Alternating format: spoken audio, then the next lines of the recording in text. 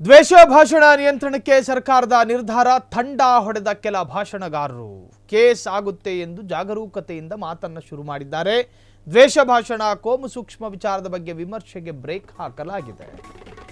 ಮಂಗಳೂರಿನಲ್ಲೊಂದು 5 ಭಾಷಣಗಾರರು, ಬೆಂಗಳೂರಿನಲ್ಲೊಂದು 5 ಭಾಷಣಗಾರರು, ವಿಜಯಪುರದಲ್ಲೊಂದು 2 ಭಾಷಣಗಾರರು, ಮಂಡ್ಯ ಮೈಸೂರು ಮಾಜಿ ಸಂಸದರ ಕ್ಷೇತ್ರದಲ್ಲೊಬ್ಬ ಭಾಷಣಗಾರ. ಎಷ್ಟೆಷ್ಟು ಭಾಷಣಗಾರರು ಬಂದು ನಿಂತ್ಕೊಂಡು ಹೇಳೋದೆ ಅವ್ರು ಸರಿ ಇಲ್ಲ, ಅವ್ರ ವಿಚಾರ ಸರಿ ಇಲ್ಲ, ಅವ್ರ ಆಚಾರ ಸರಿ ಇಲ್ಲ, ಅವ್ರ ಹಿಂಗೆ ಕೆಳಗೆ ಬಗ್ಗೋದು ಸರಿ ಇಲ್ಲ, ಎದ್ದು ನಿಂತ್ರೆ ಸರಿ ಇಲ್ಲ, ಅವ್ರ ಗಡ್ಡ ಸರಿ ಇಲ್ಲ, ಅವ್ರ ಟೊಪ್ಪಿ ಸರಿ ಇಲ್ಲ, ಇದು ಬಿಟ್ಟರೆ ಮತ್ತೊಂದಿಲ್ಲ.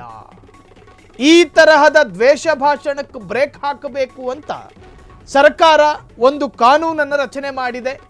ಕಳೆದ ಸೆಷನ್ನಲ್ಲೂ ಕೂಡ ಆ ಮಸೂದೆ ಮಂಡನೆಯಾಯಿತು. ಅದು ಕಾನೂನಾಗಿ ಪರಿವರ್ತನೆ ಆಗೋದಕ್ಕೆ ಒಂದಷ್ಟು ಪ್ರಾಸೆಸ್ಗಳು ಬಾಕಿ ಇದ್ದಾವೆ. ಈ ತರಹದ್ದೊಂದು ಯೋಚನೆ ಮತ್ತು ಯೋಜನೆ ಸರ್ಕಾರದಿಂದ ಹೊರಹೊಮ್ಮುತ್ತಿರುವಾಗಲೇ ಭಾಷಣಕಾರರು ಅಲರ್ಟ್ ಆದರು.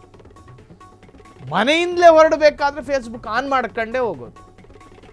ಮನೆಯಿಂದ ಹೊರಡಬೇಕಾದ್ರೇ 3GB ಇಂಟರ್ನೆಟ್ ಹಾಕತ್ತಾರೆ, ಫುಲ್ಲು ಲೋಡೆಡ್ GB. ಮೆಟ್ಲು ಇಳಿತಾನೆ ಆನ್ ಮಾಡ್ಕೊಂಡು ಹೋಗೋದು. ಅಭಿಮಾನಿಗಳೇ ಅಂತ ಒಬ್ಬ ಹೇಳ್ತಾನೆ, ಇನ್ನೊಬ್ಬ ಮಹಾಜನರೇ ಅಂತ ಒಬ್ಬ ಹೇಳ್ತಾನೆ. ನಾನು ಹೊರಟಿದ್ದೀನಿ ಈಗ ಯುದ್ಧ, ಏನು ಯುದ್ಧಕ್ಕೆ ಹೋಗೋ ಥರ ಹೋಗೋದೆಲ್ಲಿಗೆ? ಅಲ್ಲೆಲ್ಲ ಬಿಡಿ, ವಿಚಾರಗಳು ದೊಡ್ಡದಾಗ್ತಾ ಹೋಗುತ್ತೆ. ಲೈವಿನಲ್ಲಿ ಈ ವಾಹನಗಳನ್ನು ತಡೆಯೋದು, ಅದ್ರ ಚಾಲಕರನ್ನು ಹೊಡೆಯೋದು ಎಲ್ಲ ಕಾನೂನೆಲ್ಲ ಇವರೇ. ಇಲ್ಲಿ ಸ್ಟೇಷನ್ ಬೇಡ, ಪೊಲೀಸರು ಬೇಡ, ಯಾರು ಬೇಡ.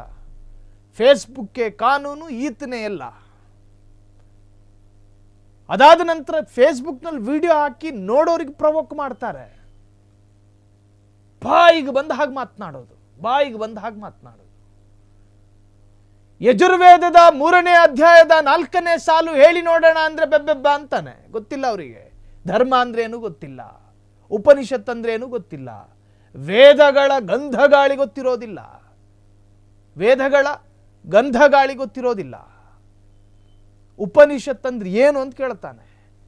ಧರ್ಮದ ಆಳಾಗಲ ಗೊತ್ತಿಲ್ಲದೆ ಇರುವವರು ಹೋರಾಟ, ಇದು ಧರ್ಮದ ಹೋರಾಟ ಅನ್ನೋ ಥರ ಪೋಸ್ ಕೊಡ್ತಾರೆ. ಸೊ ಈ ತರಹದ ಭಾಷಣಕಾರರಿಗೂ ಕೂಡ ಈಗ ಸ್ವಲ್ಪ ಜಾಗರೂಕತೆಯಿಂದ ಮಾತನಾಡಬೇಕು ಅನ್ನೋ ಅರಿವು ಮೂಡಿದೆ. ಬೀಳುತ್ತ ಕೇಸು, ಕನಿಷ್ಠ 3 ವರ್ಷ ಶಿಕ್ಷೆ. ಸುಮ್ಮನೆ ಒಳ ಕೂತಿರ್ಬೇಕು, ಕೆಮ್ಮಂಗಿಲ್ಲ, ಸೀನಂಗಿಲ್ಲ. ಬಾಯಿಗೆ ಬೀಗ ಹಾಕಿಬಿಟ್ಟವ್ರು ಈ ಕಾನೂನು ಹೋರಾಟಕ್ಕೂ ಮುಂದಾಗ್ತಾರಂತೆ. ಈ ಅಭಿವ್ಯಕ್ತಿ ಸ್ವಾತಂತ್ರ್ಯಕ್ಕೆ ಧಕ್ಕೆ ತರ್ತಿದ್ದಾರೆ ಅಂತೇಳಿ ಈ ಮಸೂದೆಯನ್ನು ಕೂಡ ಕ್ಯಾನ್ಸಲ್ ಮಾಡೋ ಸಾಧ್ಯತೆಗಳಿದ್ದಾವೆ. ಹೋರಾಟಗಳು ನಡೀತಿದೆ. ಕ್ಷಣ ಕ್ಷಣದ ಸುದ್ದಿಗಳಿಗಾಗಿ ಫ್ರೀಡಂ ಟಿವಿ ಸಬ್ಸ್ಕ್ರೈಬ್ ಮಾಡಿ, ಲೈಕ್ ಮಾಡಿ ಹಾಗೂ ಫಾಲೋ ಮಾಡಿ.